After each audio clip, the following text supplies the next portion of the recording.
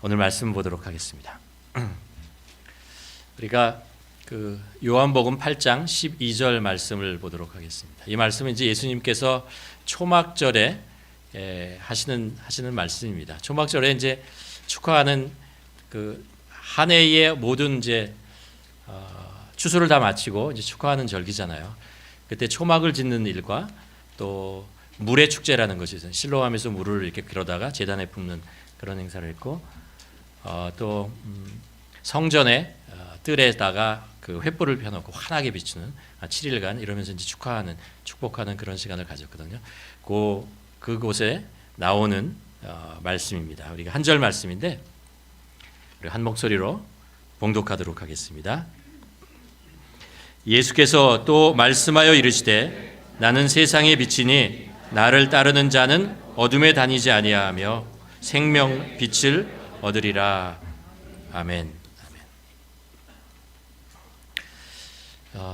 오늘 이렇게 사실 뭐 5일 날 같이 예배 드린다면 우리가 메리 크리스마스 그때 해도 되지만 또 다음 주에 만나는 분들도 있고 그러니까 옆에 분들하고 그렇게 한번 인사해 주시겠어요? 아기 예수의 탄생을 축하합니다. 이렇게 한번 옆에 있는 분들에게 어색하게 쳐다보지 마시고 웃으면서 축복하고 축하하는 것만큼 기쁜 일이 어디 있습니까? 그리고 지난주에 김종남 집사님과 누구죠? 김경미 권사님 아들이 태어났습니다. 아니지, 죄송합니다. 손자가 태어났습니다.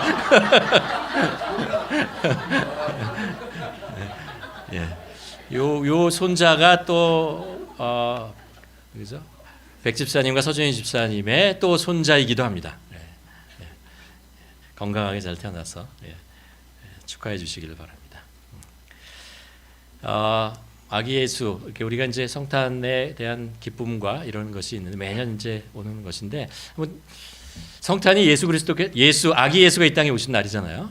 근데 만일 예수 그리스도가 이 땅에 안 오셨으면 우리는 어떤 모습으로 지금 살고 있을까라는 생각을 한번 해보았습니다. 그리고 이 생각을 좀 더 저희가 실감 있게 제가 한번 생각해 보려고 이런 상황을 한번 설정해 보았습니다. 뭐냐면 제가 이제 제 부모님이 다 이북에서 내려오셨거든요. 6.25 바로 직전에. 만일 우리 부모님이 이북에서 내려오지 않고 거기서 계속 사셨다면 나는 지금 어떻게 살까라는 생각을 해보게 됩니다. 만일 예수 그리스도께서 이 땅에 오시지 않았다면 우리가 성경적으로 보면 이렇습니다. 우리는 아직 율법 아래 놓여 있습니다. 율법이 나쁘다는 게 아니고요. 율법은 하나님께서 우리에게 하나님의 기준이 무엇인가를 가르쳐 주셨잖아요. 선의 기준이 무엇인가라는 것을 가르쳐 준 것입니다. 근데 우리가 그 율법, 하나님의 기준에 따라서 살려고 하면 하나 깨달는 것이 있습니다. 뭐냐 하면 내가 죄인이라는 것입니다. 내가 기준에 맞춰서 살 수가 없는 존재로구나 라는 그런 생각을 하게 됩니다. 왜 내가 하나님이 얘기하는 선한 것을 따라할 수 없는가라는 그 고민에 빠지게 되는 것이죠. 그러니까 그 죄책감이라는 거 있잖아요. 그것에 눌려서 계속해서 어떻게 하면 이것을 벗어날 수 있을까? 이 굴레를 벗어날 수 있을까? 이런 것에 대한 끊임없는 고민 속에서 살지 않았을까라는 생각을 하게 됩니다. 또 하나는 이제 예수 그리스도께서 이 땅에 오시지 않았다면 우리가 하나님과 영원히 단전된 상태가 회복되지 않고 사는 거니까 우리는 어둠 속에 있잖아요. 하나님의 사랑과 하나님의 은혜와 이런 것들을 모르고 살아가는 것이죠. 우리 안에는 계속해서 사랑에 대한 갈증 있잖아요. 이런 것들을 계속 가지고 해소하지 못하면서 살아가게 될 것이고 마치 고아와 같이 외로움과 이런 것들 있잖아요. 해결하지 못하면서 살아갈 것입니다. 또 하나 성경에 보면 예수 그리스도께서 이 땅에 오지 않았다면 이 땅은 여전히 어둠 가운데 있는 것입니다. 모든 것이 죄와 인간의 욕심과 이런 것으로 깨어진 상태에서 계속 살아갈 수밖에 없는 것이죠. 그래서 사사기의 말씀처럼 왕이 없어서 각자 소견에 옳은 대로 살아가는 그 사람 있잖아요. 내가 옳은 게 옳은 거야 라고 하면서 서로 부딪히면서 끊임없는 갈등과 아픔 속에서 해결되지 못하는 문제 속에서 우리가 살아가고 있지 않을까라는 생각을 합니다. 지난주에 우리가 데살로니가 5장, 전서 5장 말씀을 통해서 사도 바울이 예수 그리스도를 믿는 자를 빛의 자녀다, 어둠을 비치는 빛이다 라는 그런 말씀을 하는 것을 우리가 나누었습니다. 오늘 여러분과 함께 나누고 싶은 것은 예수 그리스도께서 빛으로 오셨다는 거예요. 예수 그리스도께서 어둠을 비치는 자로 몰아내고 있잖아요. 그리고 빛을 이 땅에 비추신 분이 예수 그리스도이시다라는 말씀을 여러분과 함께 나누려고 합니다. 요한복음 1장에 보면 9절에 이런 말씀을 합니다. 참빛이라고 얘기합니다. 참빛. 참빛 곧 세상에 와서 각 사람에게 비추는 빛이 있었다라고 얘기하고, 이 빛이 누구인가를 이제 요한이 요한복음을 통해서 이제 우리들에게 알려주는 이야기죠. 이 말씀은 사실 이사야서가 예언했던 말씀과 연결되는 것입니다. 이사야서 9장 말씀에 보면 이사야 선지자가, 그러니까 예수님이 태어나기 한 600~700년 전 얘기예요. 이런 예언을 합니다. 흑암에 행하던 백성이 큰 빛을 보고 사망의 그늘진 땅에 거주하던 자에게 빛이 비친다 라고 얘기죠. 이 사막과 어둠 속에 있는 곳에 큰 빛이 비추고 그것 어둠을 몰아낼 것이다 라고 말씀합니다. 그리고 오늘 말씀에서 요한복음 8장 12절에서 예수님께서 스스로 그렇게 말씀하십니다. 예수께서 또 말씀하여 이르시되 나는 세상의 빛이니 나를 따르는 자는 어둠에 다니지 아니하고 생명의 빛을 얻은 것이다. 얻으리라라고 말씀하시죠. 그러니까 이사야 선지자가 예언했던 참빛 있잖아요. 그리고 요한 사도가 설명하려고 했던, 알려주고 싶던 그 참빛, 그것이 뭐냐 하면 바로 예수 그리스도, 이 땅에 오신 예수 그리스도, 그분이 참빛이다라는 것을 우리들에게 알려주고 있습니다. 성탄절을 우리가 세 가지로 한번 정의할 수 있을 것 같아요. 뭐냐면 성탄절 무슨 날이죠? 예수님께서 이 땅에 오신 날이에요. 하나님이 인간의 몸을 입고 이 땅에 오신 날입니다. 그러니까 성탄절은 뭐냐면 성육신과 관계되어 있습니다. 육체, 하나님께서 육체로 이 땅에 오셨다. 어린 아기 예수로 오셨다라는 것입니다. 우리를 구원하시기 위해서 이 땅에 오신 날입니다. 또 아기 예로 그 성탄절이라고 하는 것은 임마누엘이죠. 하나님께서 우리와 함께 하시기 위해서 이 땅에 오신 날, 그날이 바로 성탄절입니다. 또 하나는 우리가 나누고자 하는 빛으로 오셨다라는 거죠. 어두운 세상에 어둠을 몰아내고 빛을 비추시기 위해서 이 땅에 예수 그리스도께서 오셨다라는 말씀을 우리들에게 하고 있습니다. 그렇다면 예수 그리스도께서 이 땅에 빛으로 오셨다는 것이 어떤 의미인지 좀 다시 한번 생각해 보았으면 좋겠습니다. 예수 그리스도께서 이 땅에 오신 것이 여러분에게 어떤 의미를 가지고 있습니까? 예수 그리스도께서 어둠을 몰아내신 그것이 바로 내 개인적으로는 어떤 의미가 있는가라는 것을 우리가 한번 생각해 볼 필요가 있다는 것이죠. 먼저 세 가지를 우리가 생각할 수 있을 것 같아요. 성경적으로 예수 그리스도께서 이 땅에 빛으로 오셨다라는 것의 첫 번째는 뭐냐면 어둠입니다. 어둠. 그렇죠? 죄와 죽음의 어둠을 물리치시는 생명의 빛이다. 이 세상은 영적으로 어두운 것입니다. 죄와 사망과 그리고 하나님과의 단절, 이런 것으로 인해서 우리 인간이 죄 속에 살고 있는 곳, 이것이 바로 어둠이라고 표현하고 있는 것입니다. 그런데 예수님께서 빛으로 오셨다라는 것은 우리가 캄캄해서 볼 수 없는 이곳에 예수 그리스도께서 빛으로 오셨기 때문에 그 죄와 사망과 이런 것들을 물리치시고 그곳에 생명을 불어넣으셨다는 것입니다. 여러분, 우리가 화초를 키우고 그럴 때 보면은요, 빛을 비추면 이게 자랍니다. 신기해요. 물 주고 빛만 주면 자라는 것입니다. 그런데 빛을 차단하면 생물이 시들시들하면서 죽어갑니다. 그러다가 빛을 다시 비추게 하면 다시 살아나게 되는 것이죠. 예수 그리스도께서 어두운 곳에 이 땅에 오셨다라는 것은 우리들에게, 죽어가는 우리들에게 생명을 주셨다라는 거예요. 생명. 여러분 아십니까? 예수 그리스도 때문에 우리에게 생명이, 참된 생명이 왔다는 사실입니다. 두 번째는 이 세상은 어떤 곳이냐 하면 무지와 혼돈이 있는 곳입니다. 그곳에 빛으로 오셨다라는 것은 진리의 빛으로 오셨다라는 거죠.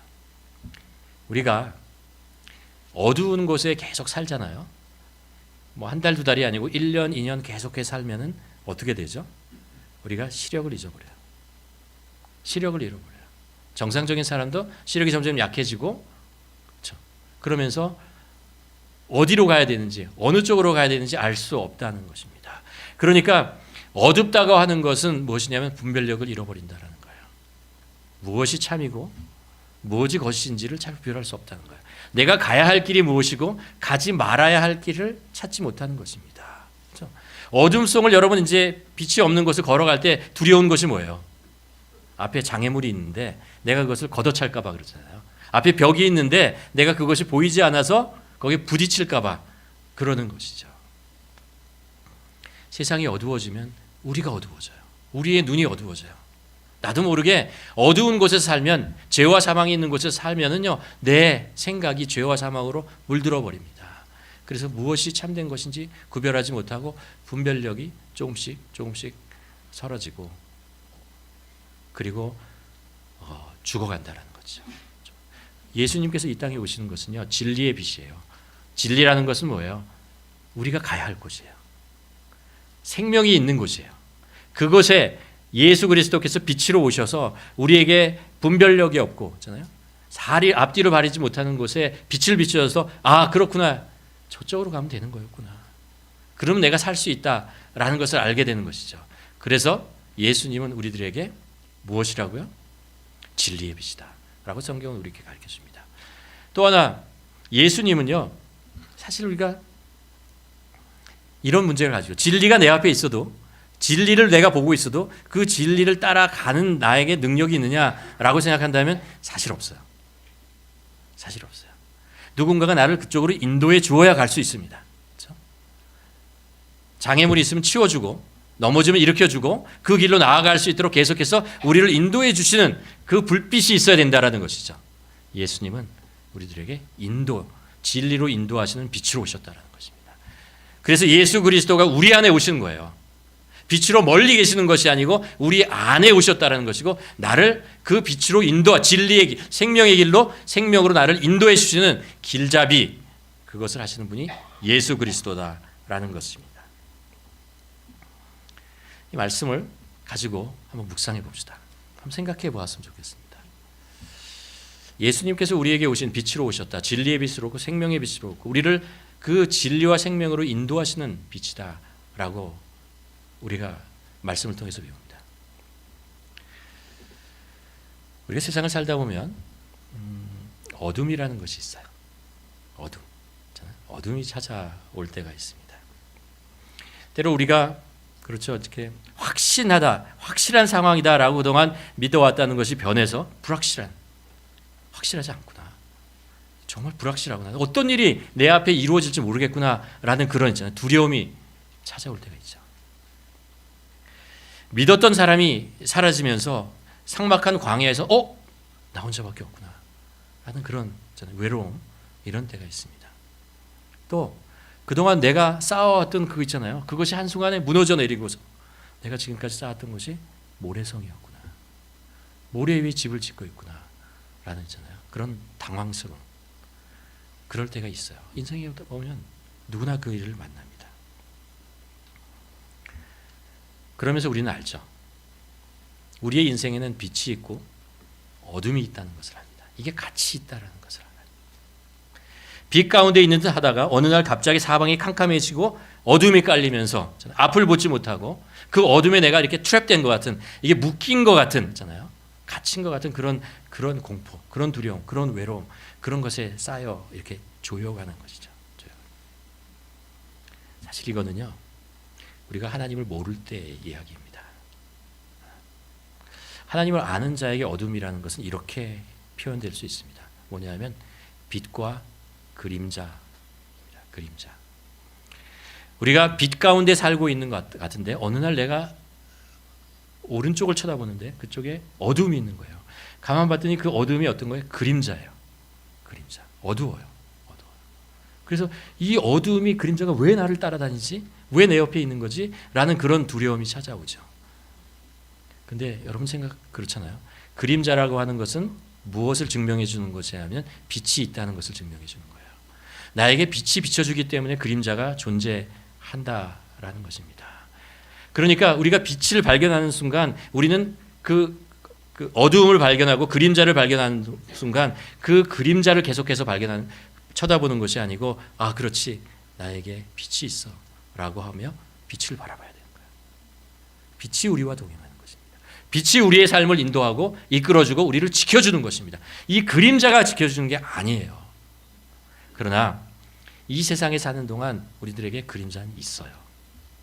그게 어느 때는 해 위치에 따라서 길게 보이기도 하고 어쩌면 짧게 보이기도 하지만 있다는 거예요. 그러나 그 그림자가 우리를 트랩하지 못해요. 왜냐하면 빛이 있기 때문에 그래요. 빛이 있기 때문에. 성탄절이란 예수님께서 빛으로 오신 날이잖아요. 이 어두운 세상에 깊은 어둠 속 사망과 죄와 이 문제를 해결하시고 우리를 진리의 길로 인도하시고 영원한 생명으로 이끄시는 분이 그분이 예수 그리스도라는 거죠. 비록 이 세상을 사는 동안 어두운 그림자는 늘 우리를 따라다니지만 그것이 사실이지만 그러나 그 그림자가 우리를 가두지 못하고 그 그림자는 오히려 우리에게 빛이 있다는 것을 알려주고 우리로 하여금 그림자가 아니라 빛을 바라보게 하고 빛이 인도하는 길로 가도록 우리를 일깨워준다라는 것을 우리가 기억해야 할 것 같습니다. 두 번째로 우리가 나눠야 될 것이 성경이 이렇게 예수님께서 이렇게 말씀하시죠. 내가 빛이다 라고 말씀하시면 끝나는 것이 아니고요. 너희가 빛의 자녀다 라고 얘기합니다. 마태복음 5장 14절을 보면 이런 말씀을 합니다. 너희는 세상의 빛이라 산 위에 있는 동네가 숨기지 못하리라. 너희가 누구예요? 예수님의 제자죠. 빛이신 예수 그리스도를 따라가는 자들에게 뭐냐면 너희가 빛의 자녀다 라고 얘기합니다. 사도 바울도 데살로니가 전서 5장에서 이렇게 얘기합니다. 너희는 다 빛의 아들이요 낮의 아들이라. 우리가 밤이나 어둠에 속하지 밤이나 어둠에 묶여있는 자가 아니다라는 거죠. 어디에 있다고요? 우린 낮에 있는 자다. 빛의 자녀들이다 라고 말씀합니다. 우리가 어떻게 빛의 자녀가 되었습니까? 어떻게 우리가 빛의 자녀된 것을 확신할 수 있습니까? 그것은 예수 그리스도께서 빛이고 그분이 우리에게 오셨기 때문에 그래요. 사도 바울은 이것을 이렇게 표현합니다. 내가 그리스도와 함께 십자가에 못 박혔나니 그런즉 이제 내가 사는 것이 아니요 내 안에 빛이신 그리스도께서 오셨다라는 것입니다. 그래서 내가 빛의 자녀다 되었다라고 얘기하는 것이죠. 제가 여러 번 말씀드렸지만 내가 누구이냐라는 것 있잖아요. 이 정체성을 바로 갖는 것이 우리가 삶을 사는데 굉장히 중요합니다.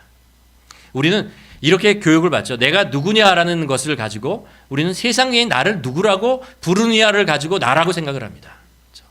세상이 나를 너 잘났어 대단해 라고 얘기하면 내가 무엇인가 대단한 존재인 것처럼 생각합니다. 그러다가 어느 날 너 그거밖에 못해? 그 정도밖에 안 돼? 라고 얘기하면 왠지 내가 갑자기 작아지고 정말 초라하고 별 볼 일 없는 사람인 것처럼 그런 마음 속에 그런 생각 속에 빠지게 되죠. 그리고 그 속에서 내가 무엇인가를 좀 그래? 그럼 내가 무엇인가 세상에 존재감을 드러내야겠다라는 생각을 하면서 스펙도 쌓기도 하고 무엇인가 얻으려고 하고 막 드러내려고 하면서 살아가죠. 왜요? 나 그런 사람이니까. 그런 사람으로 인정받고 싶으니까 라고 생각을 하죠. 근데 그게 괴로워요. 그게 아파요. 잘 되지 않아요. 된다고 해도 그게 교만이 돼요.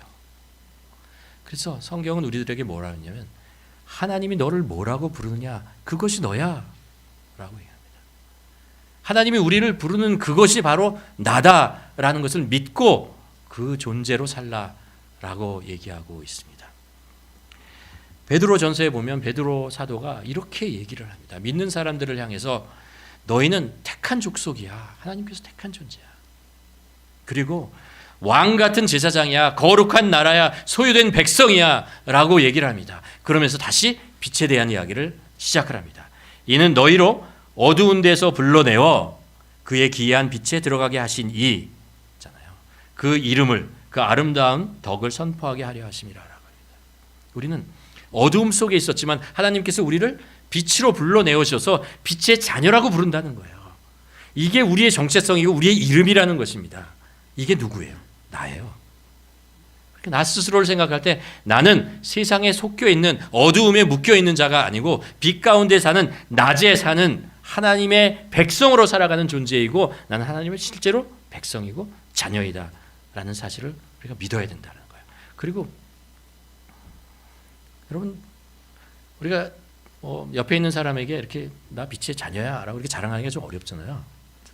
우리 잘 그런 거 못하잖아요. 그러나 우리가 기도할 때만은 할 수 있어요. 하나님, 제가 하나님의 자녀예요. 빛의 자녀입니다. 감사합니다. 이렇게 얘기할 수 있어요. 이렇게 당당하게 얘기할 수 있는 거예요. 얘기해야 되는 거예요. 그렇잖아요. 우리가 우리의 부모님께 저를 하나님의 부모님에게 저를 아들 삼으셔서 감사합니다. 저를 낳아주셔서 감사합니다라고 얘기해야 되는 거 아니에요? 그렇잖아요. 그럴 때 부모님이 기뻐하시는 것이죠. 그렇죠? 그러니까 우리가 하나님께 나가서 우리가 나를 빛의 자녀로 불러주신 것, 삼아주신 것 감사합니다. 그것이 우리 안에 자부심이 돼야 돼요. 우리의 기쁨이 돼야 된다라는 것입니다. 마지막으로 한 가지 나누면은 빛의 자녀답게 산다는 것이 뭐냐라는 거예요. 그렇다면 우리가 빛의 자녀로 어떻게 살 수 있는가라는 것이죠. 그래요. 빛이신 예수 그리스도께서 우리 안에 오셨어요. 그렇잖아요. 그리고 그 예수 그리스도께서 우리를 너는 빛의 자녀야라고 말씀하시는 거예요. 너는 빛의 아들이야, 딸이야라고 말씀하시는 것입니다. 그렇다면 어떻게 내가 빛의 아들과 딸로 살아가느냐라는 그런 문제죠. 베드로후서는 이렇게 얘기합니다. 너희를 어둠에서 불러내어 그의 기이한 빛에 들어가게 하신 이 아름다운 덕을 선포하려 합니다. 이게 우리가 빛의 자녀답게 살아가는 모습이잖아요. 우리를 부르신 그 하나님의 영광을 나타내는 그 삶이 바로 빛의 자녀의 삶이고 사명이다라고 말씀하고 있는 것입니다. 여기서 이제 분명하게 하나 짚고 넘어가야 될 것이 있습니다. 뭐냐면 우리는 빛은 아니라는 거예요. 우리 스스로가 빛은 아니다라는 거예요. 우리 안에 빛이 들어왔고, 있잖아요. 빛이신 그분을 반사하고 드러내는 존재이지 내가 빛은 아니더라는 거예요. 만일 내가 빛이야, 내 안에 들어왔으니까 그 빛이 내 거야 라고 생각하고 그 빛을 내 빛을 드러내려고 하면 그게 인생이 괴로워지는 거예요. 그게 그리스도인의 삶이 힘들어지는 이유가 바로 여기에서부터 시작됩니다. 내가 예수 그리스도를 믿고 빛이 내 안에 들어와 있는데 왜 인생이 이렇게 어렵고 힘드냐라고 생각한다면 내가 빛이 된 것처럼 행동하기 때문에 그래요. 그래서 내가 무엇을 잘하고 내가 무엇을 드러내고 내가 무엇을 사람들이 인정받는 이렇게 왜요? 나 빛이 자녀니까 라고 생각하고 행동하면요. 그때부터 그리스도인으로 사는 삶 자체가 힘들고 고달파지기 시작합니다. 성경은 그렇게 살라고 얘기하지 않아요. 빛의 자녀답게 산다는 초점은 내가 어떻게 빛의 세상을 비추어 낼 것이냐에 더 달려 있습니다. 빛은 이미 내 안에 들어와 있고 그 빛을 내가 어떻게 세상에 드러내느냐라는 거예요. 내가 아니고 그 빛이요. 내 안에 오신 그 빛 누구예요? 예수 그리스도를 드러내느냐. 거기에 초점을 맞춰야 한다라는 것입니다. 성경은 뭐라고 얘기하냐면 너희들은 복의 통로라고 얘기를 해요. 복을 주신 분은 하나님이에요. 그렇죠? 우리는 그 복을 받고 누리고 그것을 전달해주는 통로의 역할을 한다는 존재라는 것입니다. 또 성경은 말씀합니다. 내가 너에게 귀중한 것을 담고 싶은데 너는 그릇이 되어라라고 얘기합니다. 그릇이 되어라라는 것입니다. 그러면 거기에 하나님께서 그곳에 귀한 것들을 생명을 담고 진리를 담고 복을 담고 능력을 담으시라라고 말씀하고 있는 것입니다. 이렇게 고린도 디모데 후서에서 뭐라고 이것을 이렇게 얘기해요. 큰 집에 금그릇과 은그릇뿐 아니라 나무그릇, 질그릇도 있어 귀하게 쓰는 것과 천하게 쓰는 것도 있나니라고 얘기합니다. 그러면 나 천하게 쓰는 거 아니야? 이렇게 생각을 합니다. 나무그릇, 질그릇은 다 천하고 금그릇, 은그릇은 다 귀하고 그런 이야기가 아니에요. 세상이 그렇게 본다는 거예요. 세상이 금그릇이면 이거는 정말 귀하게 사용되겠다. 은그릇이면 이거는 정말 좋다. 질그릇, 흙그릇 이거 별거 아니네 라고 하는 게 세상이잖아요. 근데 중요한 것은 주인은 그것을 보지 않는다라는 거예요. 주인이 무엇을 담으려고 할 때 딱 선택하는 것은 뭐냐 하면 이런 걸 선택한다는 거예요. 그러므로 누구든지 이런 것에 자기를 깨끗하게 하면 귀 쓰는 그릇이 된다는 거예요. 금그릇이면 뭐예요? 더러우면 누가 쓰겠어요? 질그릇이라도 깨끗하면 그것에 귀한 것을 담는 것이 하나님이시고 주인이시다 라고 얘기를 하고 있는 것입니다. 그러니까 우리가 어떻게 우리를 깨끗게 하느냐 라는 것입니다.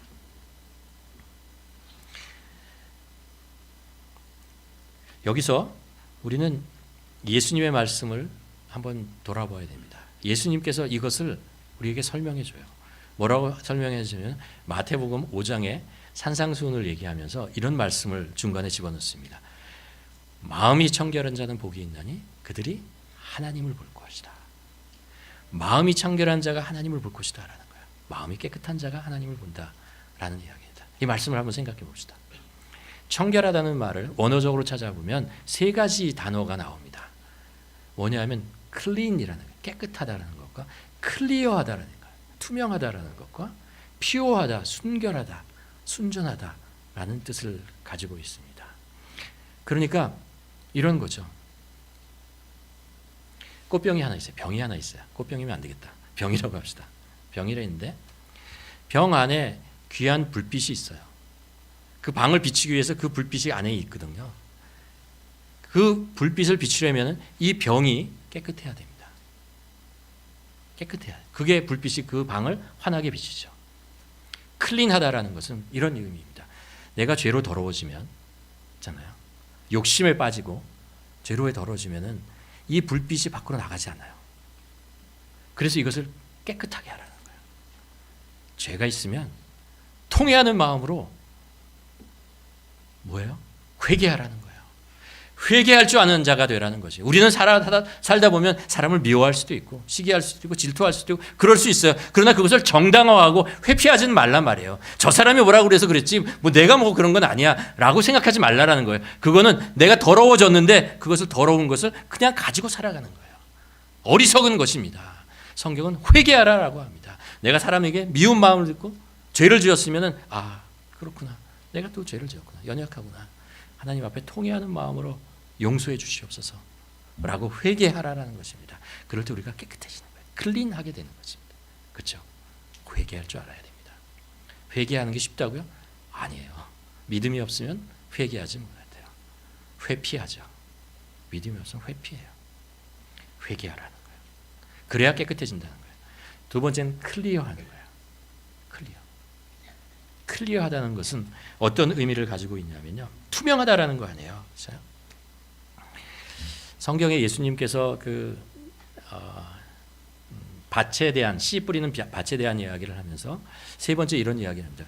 그 씨가 이렇게 떨어졌는데 땅에 떨어졌잖아요. 근데 이게 자라다가 어느 날 자라지 못해요. 자라지 못하는 이유가 뭐냐면 가시덩굴이 위에 덮여 있는 거예요. 가시덩굴이. 그래서 빛을 잘 보지 못해가지고 이게 자라다가 말고 시들어 버린다라는 거예요.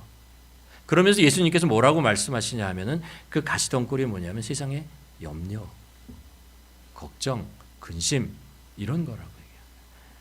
그러니까 우리 안에 염려와 걱정과 근심과 불신 이런 것이 들어가면요. 그러면 우리가 투명해지지 않아요. 왜곡된다는 거예요. 그렇죠? 생각해 보십시오, 여러분. 우리 안에 상처가 있으면요. 세상이 올바로 보이지 않아요. 어떤 사람에 대한 상처가 있으면 사람을 제대로 보지 못해요. 어떤 사건에 대한 상처가 있으면요. 그 사건을 보면 계속해서 사건이 이상하게 보여요. 세상이 이상해 보이고 사람이 이상해 보인다는 거예요. 근데 우리가 살아가다 보면 상처 받죠. 상처 안 받는 사람이 없어요. 우리가 있는 세상이 어떤 거예요? 깨어진 세상 아니에요. 사람들이 자꾸 나한테 뭐라고 그러잖아요. 그렇잖아요.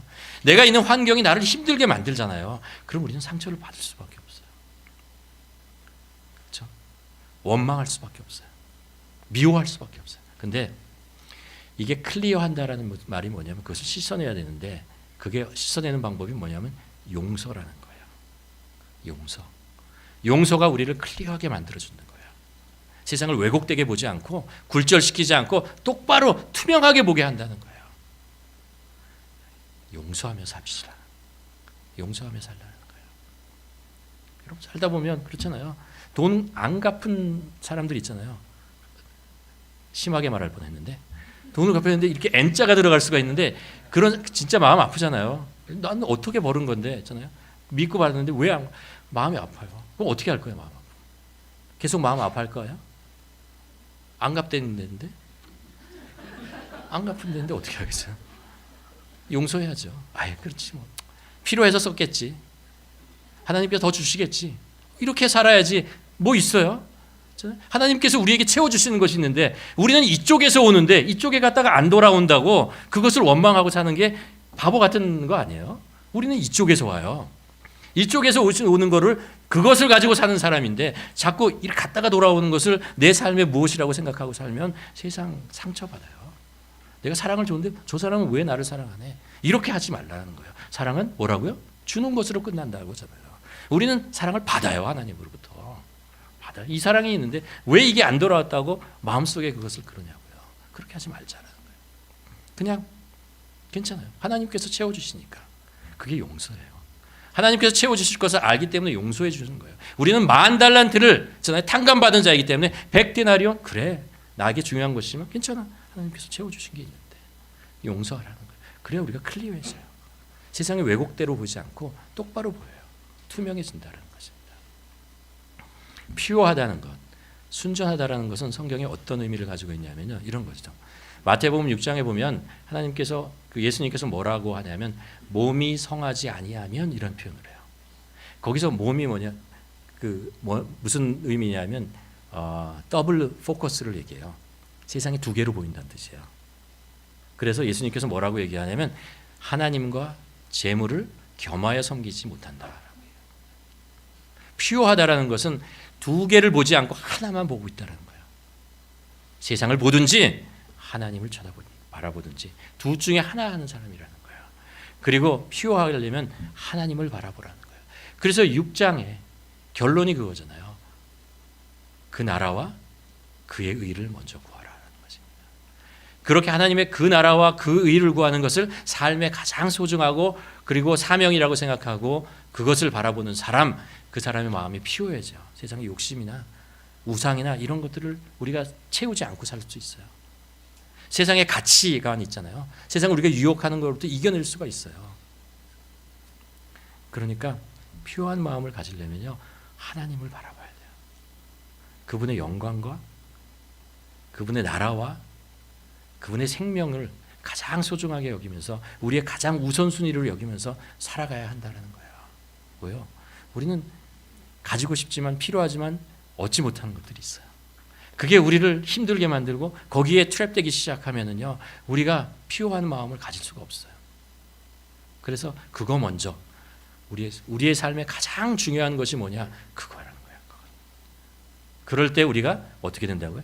청결하게 된다는 거예요. 청결하게 되면 어떻게 된다고요? 유리병이 깨끗해지고 그 안에 있는 불빛이 밖으로 반사되어서 내가 있는 그 방이 깨끗해지는 거예요.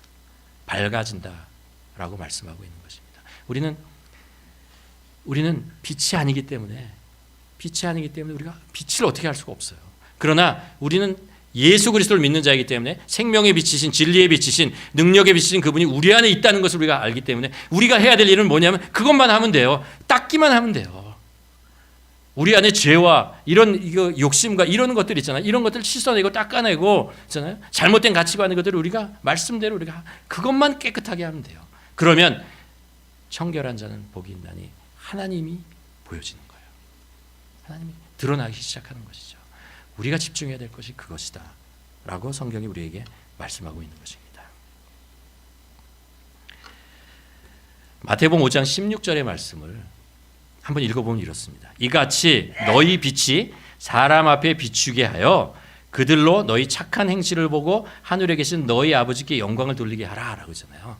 이 말씀의 의미를 담아서 우리가 읽으면 이렇게 읽어야 되는 거예요. 이같이 너희 안에 있는 빛이 사람 앞에서 비추게 하라는 거예요. 너희 안에 있는 빛이 있다는 거예요. 내 빛이 아니고 예수 그리스도의 생명의 빛, 진리의 빛이 우리 안에 있는 거죠. 그 빛을 사람 앞에 비추게 하라는 거예요. 그러면 그것을 통해 하늘에 계신 너희 아버지께서 영광을 받으실 것이다 라고 말씀하십니다. 이게 빛의 자녀답게 사는 것입니다. 자녀답게. 그러니까 말씀을 정리하면 그렇죠. 빛의 자녀라는 거예요. 받은 자입니다. 빛을 받은 자예요. 예수 그리스도 그 빛이 생명의 빛을 우리가 받았고 우리 안에 품고 있는 자이고, 그리고 우리는 그 빛을 세상으로 반사해 가는데요. 반사해 드러내는 자다라는 것을 우리가 기억해야 합니다. 여기서 이제 마지막으로 한 가지 이제 묵상하면서 질문을 하게 됩니다. 여러분 살면서 이렇게 예수님의 빛을 비추는 사람을 만나보셨습니까? 여러분 주위에 이런 분이 있으십니까? 솔직하게 한번 해서. 있다고 대답하고 싶은데 있는 것 같기도 하고 없는 것 같기도 하고, 너무 많이 속아가지고 이게 클리어하게 딱 대답하지 못할 때가 있잖아요. 말씀을 이제 묵상하면서 그런 것을 하나 보게 되었습니다. 뭐냐면 한 사람 한 사람 있잖아요. 개개인을 이렇게 보면 빛이 있는데 약간 흐려. 약간 흐리게 비쳐요. 그러니까 있긴 있구나. 그런데 흐려요. 그게 우리를 실망하게 하죠. 그렇죠? 좀 딱 비쳤으면 좋겠는데. 근데 또 또 생각하면 희미하게 비치는 빛을 가진 많은 사람들이 있는데, 사람들이 한 마음을 가지고 예배에 참여하고 예배를 준비하고 이러면 그 속에 밝은 빛이 확 드러나요. 그게 신기해요. 그게 신기해요. 각자를 보면 빛은 희미한데, 그런데 많은 사람들이 예수 그리스도에 대한, 하나님에 대한 초점을 맞추고 같이 한 마음으로 무엇을 하는 것을 보면, 같이 예배를 드리는 것을 보면, 같이 무엇인가 봉사하는 것을 보면, 같이 무엇을 배우는 것을 보면, 말씀을 배우는 것을 보면, 같이 무엇을 기도하는 것을 보면요, 그 안에서 강한 빛이 비치더라고요. 예수 그리스도의 빛이 확 드러나는 것을. 이런 거였구나 라는 거예요. 우리가 같이 신앙생활을 하고 같이 서로에게 격려가 되고 위로가 되어야 되는 것이, 사실 우리가 가지고 있는 빛이, 예수 그리스도의 빛은 동일하게 강한데 우리 자신은 그 빛을 완전하게 드러낼 만큼 그렇게 완전하지 않은 거예요. 그렇지만 우리가 계속해서 우리의 회개와 이런 것으로 깨끗해하면서 완전하게 드러내기 위해 계속해서 성화의 과정을 가야 되지만, 그 과정 속에서도 우리는 예수 그리스도의 빛을 볼 수 있다는 거예요.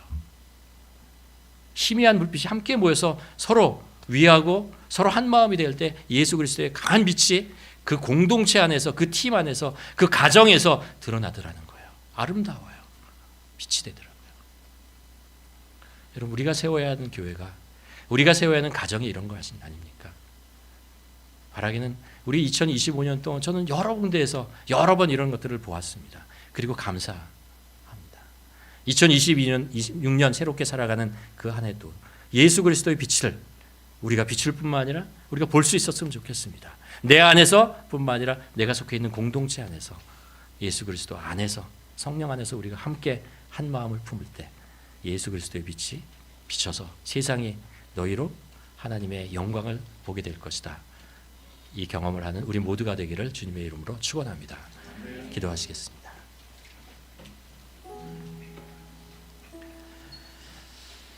우리 함께 성탄 아기 예수로 이 땅에 오신 하나님, 우리가 감사했으면 좋겠습니다. 만일 정말 빛으로 이 땅에 오시지 않았다면 내가 어떤 모습으로 살아가고 있을까?